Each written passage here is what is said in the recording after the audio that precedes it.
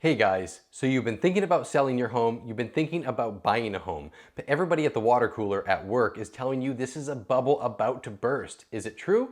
Stick around, we're going to talk about that today.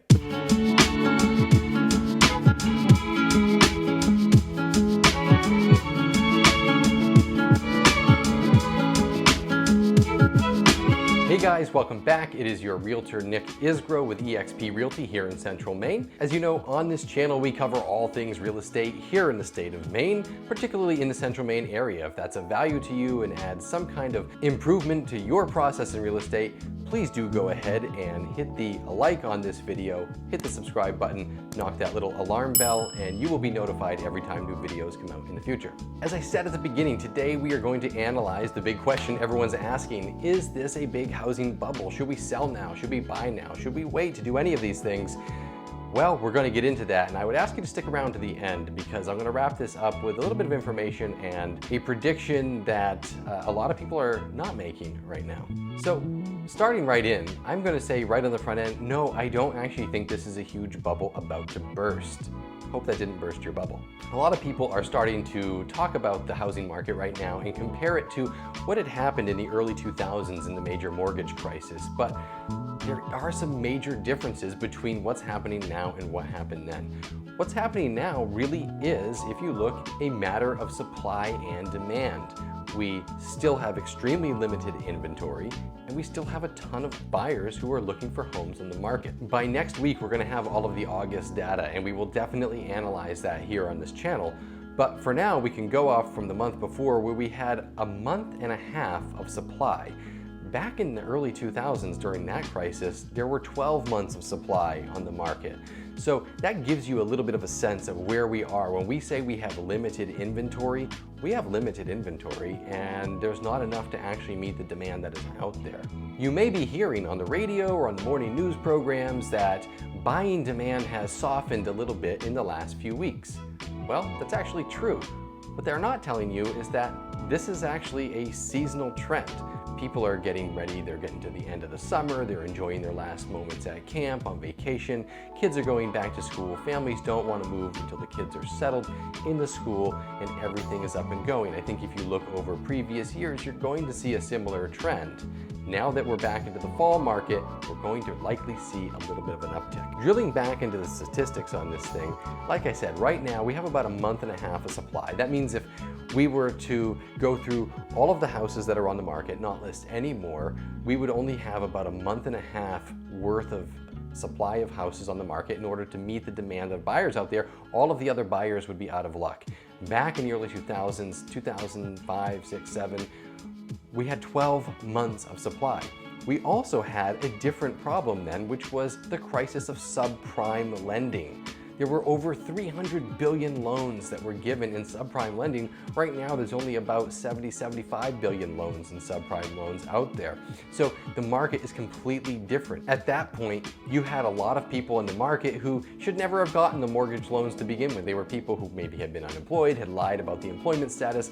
A lot of regulatory changes have happened since then that are preventing that bad information from moving through the system, and banks are much more prepared in qualifying their customers and clients much more deeply to make sure that they are a sound investment when they give the mortgage in the first place. Another reason that I don't think that this is a bubble about to burst, particularly when we are looking at matters of supply and demand, just a few months back, the National Association of Realtors came out with a study that showed that they were actually 5.5 million buyers behind in inventory that was on the market. And that was counting new houses being built in construction, houses that are going to be going for sale. 5.5 million buyers behind in the market. That's a lot of pent-up demand that is not going to just go away. Another thing that we know in the market that is very interesting is that 30% of the buying activity that is happening in this last year has been from the Millennial Generation. Millennials are hitting their prime home buying age. There's a lot of first-time home buyers. There's a lot of people flipping into their second or maybe even third house in the Millennial Generation. That's happening now. More and more of these people have been living with their parents longer, they've been saving up longer, and they are not going to just stop their desire for wanting to finally enter the field of home ownership, or if they've been in home ownership, get ready to upgrade. Another interesting fact about the current sellers market is that the boomers were supposed to be moving out of their homes by now, selling them, moving into the retirement communities. It's actually not happening at the pace that you would have expected. Boomers are staying in their homes for a longer period of time. So that's going to continue to tighten and keep tight in that housing market. Of course, one of the major factors that determines how the housing market is going to be sustained are the interest rates at the Federal Reserve. What we know from most recent meetings is that the continued easing, the continued buying of mortgage-backed securities is going to continue to happen. We are likely to see this low-rate environment continue until at least 2023. That is a good sign for buyers who are thinking about getting into the market, maybe not quite ready. They're not going to be prohibited in the next year because of interest rates. Now, there's no doubt that the pandemic has played into this, and it's going to continue to play into the market over the next year. What we do know is that forbearance is coming to an end. That means that people who are in the homes for one reason or another, whether they lost their job, whether just different things happened over the last year, pandemic related or not, they're not able to continue to afford the homes that they're in. Right now, banks are working with these people. Banks do not want to have to repossess the homes, so you're going to see probably a lot of loan modifications, a lot of working with these people in the short term to keep them in the homes. And those that can't, you're going to see probably more homes coming to the market. Now, that will be good news for buyers, but I don't think we're going to see a big flood of foreclosures. That's just something that I don't expect. I think banks are going to work with those who they can work with, and those who can't ultimately afford to stay in those homes are going to be putting their homes for sale, because why wouldn't you in this market? Another thing happening, if you think about the fact that we printed the majority of our money supply within the last 12 months, that's going to affect the housing market, and what I think is going to help keep us in this steady pace of where we're at right now. Inflation.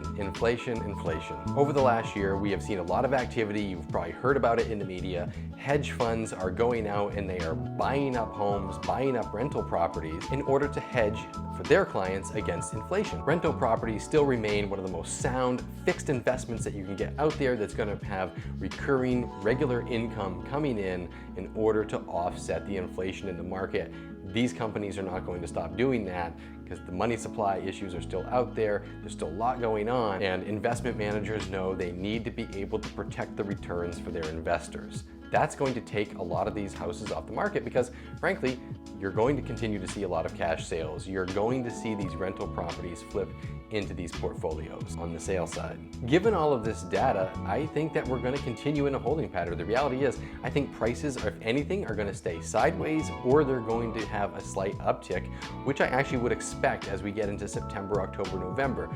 Thinking about the fact that we're already talking about this housing market, supply and demand, we have more demand than we have supply.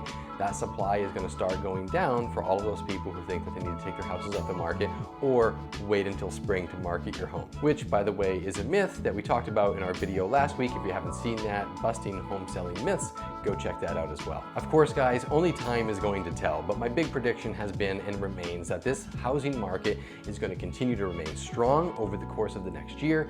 Prices are going to remain strong over the course of the next year. We may see a little bit of light up. We may see buyers who are either frustrated, taking a break, sellers, same thing, taking a little break, maybe waiting for spring, but it remains and will continue to remain a great market to sell your home, and it's going to be a good market to buy a home because the interest rates are going to stay low into the future. Given the drastic differences between the home mortgage crisis that happened in the early 2000s and what is happening now, that is actually market forces rather than shady lending practices and blowing up the market to where we have 12 months of inventory, I think this is just going to remain steady for a while. It remains a good time.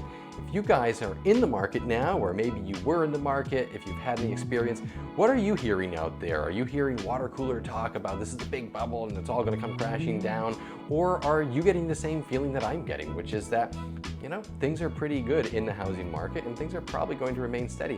Whatever your thoughts are, please comment below. I would love to talk to you about that. My name is, again, Nick Isgro with eXp Realty here in Central Maine. I'm so appreciative of you guys tuning in, and I will see you next time.